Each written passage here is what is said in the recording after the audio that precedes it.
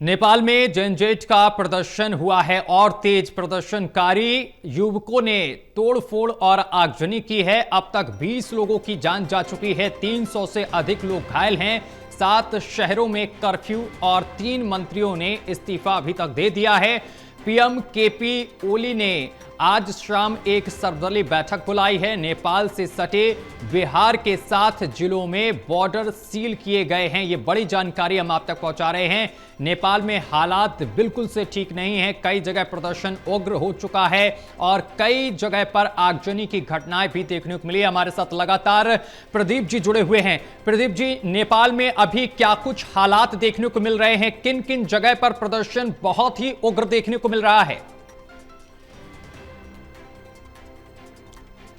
से हालात बने हैं और उसके बाद जो बिगड़े हालात को संभालने के लिए वहां पर गृह मंत्री का इस्तीफा हुआ है और उसके बाद परिस्थितियां संभालने के लिए जो प्रधानमंत्री ओली हैं वो भी सामने आए और उन्होंने कहा कि वो इस पूरे मामले को लेकर देख रहे हैं और कहीं ना कहीं जो गलतियां हुई हैं उनको सुधारने की कोशिश हो रही है। लेकिन प्रदर्शनकारी अभी भी भड़के हुए हैं और जनरेशन जेड को लेकर जो प्रोटेस्ट है वो देखने को मिला है। तो ये जरूर है कि इस प्रदर्शन के दौरान जिस तरीके से घटनाक्रम रहा है और इसके बाद जो प्रदर्शनकारी संसद भवन में घुसे थे और उसके बाद वहां पर गोलीबारी की घटना हुई, करीब 20 से ज्यादा संख्या ये सामने आई कि इसमें हताहत हुए हैं। इसके अलावा घायलों के इलाज की व्यवस्था नेपाल सरकार की ओर से कराई गई है।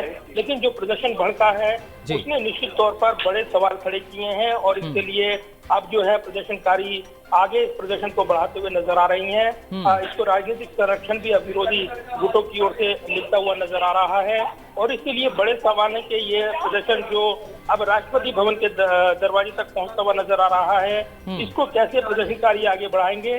तो फिलहाल एक संघर्ष देखने को मिल रहा है और नेपाल में हालात अभी भी सामान्य नहीं हुए हैं। फिलहाल इसको लेकर लगातार सेना और जो सुरक्षा इकाई है वो नजर बनाए हुए हैं, लेकिन प्रदर्शनकारियों का आक्रोश लगातार बना हुआ है। प्रदीप जी, आपने और हमने देखा कि बांग्लादेश और श्रीलंका में कुछ इसी तरीके के हालात हुए थे, वहां पर भी प्रदर्शन हुआ था और तख्ता पलट हुआ था। क्या नेपाल में भी ठीक ऐसे ही हालात बनते हुए नजर आ रहे हैं? देखिए, जिस तरीके से पड़ोसी देश है भारत का नेपाल और काफी संवेदनशील हालात बने हैं, ऐसे में अगर स्थिरता बनती है भारत के पड़ोसी देशों में तो निश्चित तौर पर उसका देर सवेर असर पड़ता है भारत के साथ। और अगर देखें, इस पर नजर बनी हुई है। जो सूत्र दावा कर रहे हैं कि पूरे करीब से नजर बनाए हुए विदेश मंत्रालय इस पूरे घटनाक्रम पर, और इसीलिए नेपाल के घटनाक्रम ने कई बातें सोचने के लिए विवश किया है, क्योंकि विदेश नीति की बात है। और जो दूसरा संबंध और जो हाल के दौरान हमने पड़ोसी देशों में देखा है भारत के, चाहे वो श्रीलंका में जो प्रदर्शन हुए थे, इसके बाद हमने देखा बांग्लादेश में जो हालात बदल गए और वहां सत्ता पलट गई, शेख हसीना की सरकार चली गई और उसके बाद कट्टरपंथी सरकार वहां पर उसका उदय हुआ। लेकिन ये भारत पर असर डालते हुए नजर आ रहा है घटनाक्रम। तो नेपाल का ये जो घटनाक्रम है कहीं ना कहीं भारत के लिए चिंता पैदा करने वाला है और इसको लेकर लगातार जो करीबी नजर है वो भारत सरकार की बनी हुई है। प्रदीप जी, ये भी जानकारी मिल रही है कि नेपाल के प्रधानमंत्री आज शाम को सर्वदलीय बैठक करने जा रहे हैं। इस बैठक में क्या कोई बड़ा फैसला लिया जा सकता है? क्योंकि नेपाल की स्थिति इस समय बहुत खराब नजर आ रही है। 20 लोगों की जान चली गई है और 300 से अधिक लोग घायल बताए जा रहे हैं और अभी भी प्रदर्शन शांत नहीं हुआ है। कई जगह पर उग्र प्रदर्शन है, गाड़ियों को आग के हवाले कर दिया गया है, दुकानों को आग के हवाले किया जा रहा है। देखिए, बिल्कुल। और जैसे जैसे प्रदर्शन आगे बढ़ता हुआ नजर आया था और उसके बाद जो इसमें मौत की जानकारी सामने आई तो प्रदर्शनकारी भड़के हुए हैं और कहीं ना कहीं इस प्रदर्शन के मुकाम पर वो लगातार दबाव बनाए हुए हैं।